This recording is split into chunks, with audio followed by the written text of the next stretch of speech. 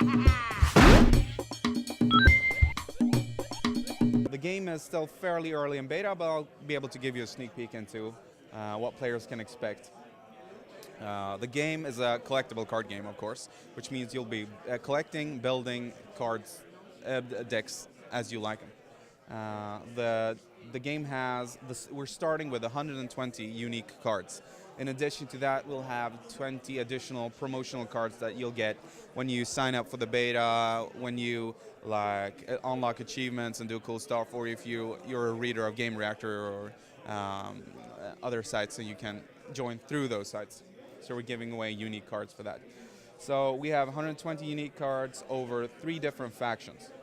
First off, we have the Axis, the Germans. I mean, you wouldn't have a World War II unless you had Germans, right? So we got lots of Germans, and they're mad as hell, and they want to win. So, and then we have the Allies, of course. We're talking about infantry units. We're talking about armored cars and tanks. And we have, finally, the Russian Comintern forces. And each faction is really tailored according to what you would expect from that faction. So Soviet, the Comintern forces are all about big numbers, all about crushing you with just tons of infantry and tanks.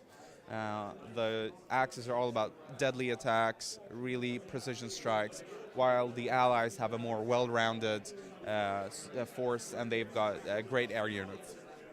So let me take you through the different unit types we have. We have infantry units and different kinds. And all the art you see in the game is authentic photos from World War II. I'm sure you recognize this picture. They're taken from stock footage, photos from that era. All authentic, because that's one of the most important things about Hearts of Iron, that it feels authentic. And I should also mention that we're not trying to replicate the Hearts of Iron game, because that would be fairly impossible. It's so complex. What we're giving you is a World War II card game with a fair amount of depth and strategy. Moving on, we also have support units. Support units, for instance, are mines and artillery. For instance, the 88mm flak, a mainstay of the German forces, and made the D-Day Normandy landings a mess for the Allies. It's really dangerous. Then we have airplanes, and there you'll find classic planes like the Mustang, the Thunderbolt, and of course the B-17 Flying Fortress, for instance. And no war would be complete unless we also had a bunch of tanks also. So we've got the Sherman, for instance, and beautiful tanks. Finally, we need resources to power these units into battle, and that's why we have different factories. Weapon factories, tank factories, ammunition factories. I love the little ladies. And airplanes. But you don't commit your forces to the battle willy-nilly. You have to use strategies that were actually used during World War II. And we're calling them doctrines, because that's exactly what they were. So we have a lot of different doctrines, so you can really customize your deck according to your playstyle.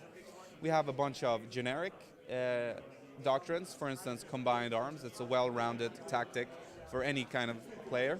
But then we have doctrines that are very specific for each faction. For instance, I was talking about the huge numbers, and this is exactly what you'll be using.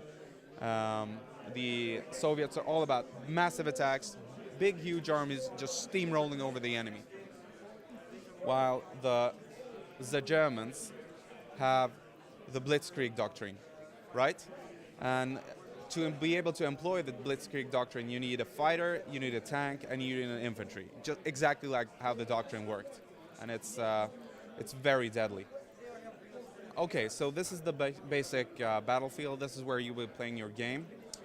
As you can see, I've deployed a number of forces. I've deployed my infantry, my Bazooka Joe, so to speak, my Vickers MMG, and my M10 tank destroyer.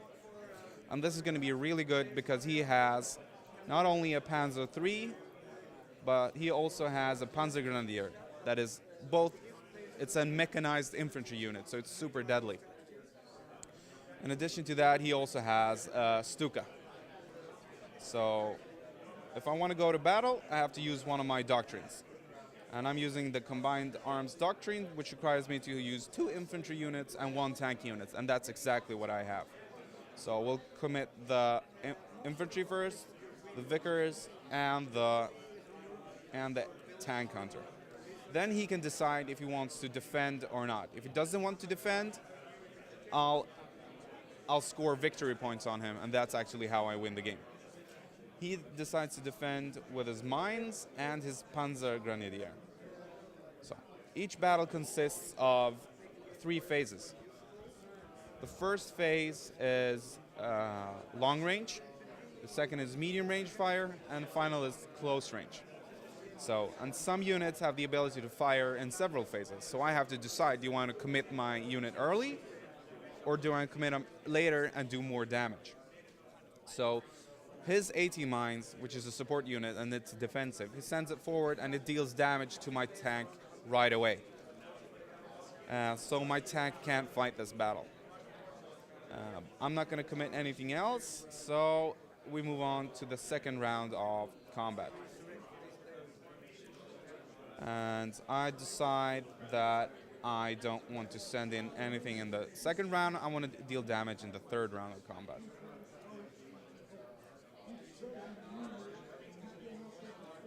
He sends his unit forward. He deals 1 more damage to my infantry before it's my turn to send my Vickers into the battle, and they will deal damage to his unit. He dealt 2 damage to his mine, which means it died. So what happens after combat is that we reach the repair phase. And repair phase is all about reloading and repairing your units so they're ready for battle again. And this is really where the game gets complex, since first you have to manage your resources to get your units out. Then you have to commit your forces to battle. Once they're in battle, you have to decide, who do you want to send first, who should take all the damage, should I sacrifice a unit instead of something else? And once the battle is over, you have to decide, well, do you want to repair the guy, do you want to reload him? Because that costs resources, and resources that could be spent on deploying more troops to the battle. So it's a balance and back and forth of finding a good balance to be able to crush your opponent. And you can also have like a tactic where you soak a lot of damage in the beginning, you don't defend, then when you have a lot of units, you just start attacking him. So that's basically how a game round looks, and so far it's a pretty challenging game. It's much harder than I thought it would be.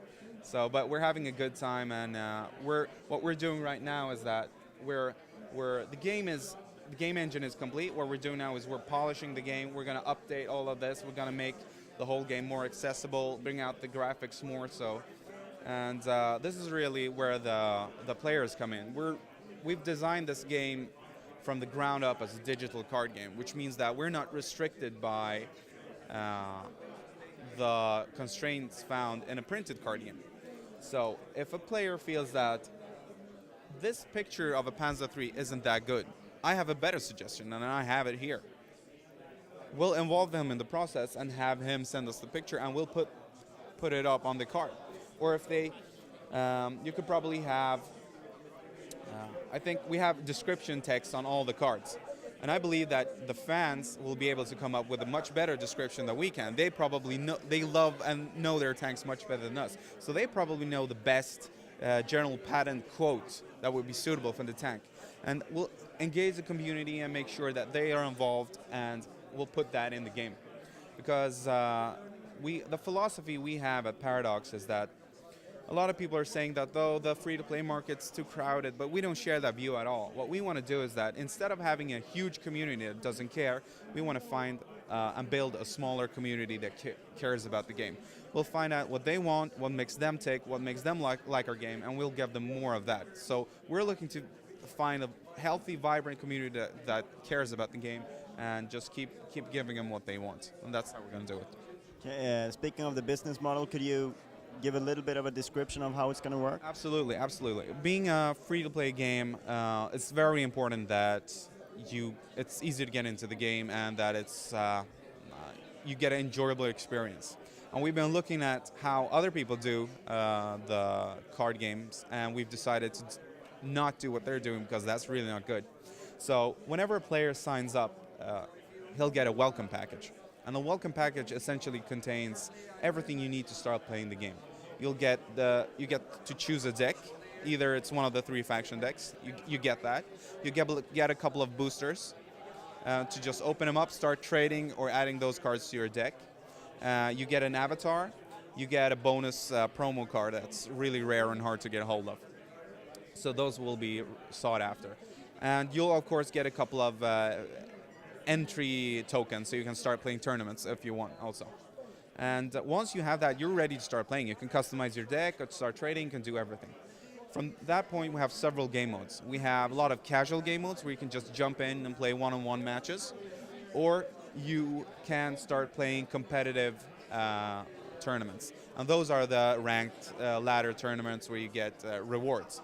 So say it's an 8-man tournament and the top 4 players, they get boosters as rewards. And those tournaments have a small entry fee, for instance. So, what I also want to talk about is that we have a system in the game where we're rewarding players. And we're doing it by giving players a small allowance. So if you do the bare minimum, which is playing like, say, 5 matches a week, we'll give you a booster or a small allowance. If you do more stuff, you get a bigger allowance from us. So what kind of stuff are we talking about? And we're talking about, we're calling them missions, and there are 3 types of missions. The first type is achievements, and since this is a Paradox game, it's connected to Paradox Connect, which has achievements. So when you unlock achievements, you'll get a slightly bigger allowance. But achievements, once they're unlocked, they stay unlocked, right? So we have something called combat missions. Combat missions work similarly to how the unlocks and rewards work in, say, Call of Duty. You get 25 kills, boom, you get a reward. You play your 100th match, you get another reward. So we have a lot of small rewards that will recharge. We'll reset them each week, every other week, and add new missions to keep the game interesting. Finally, we have something called propaganda missions, and these are my favorite.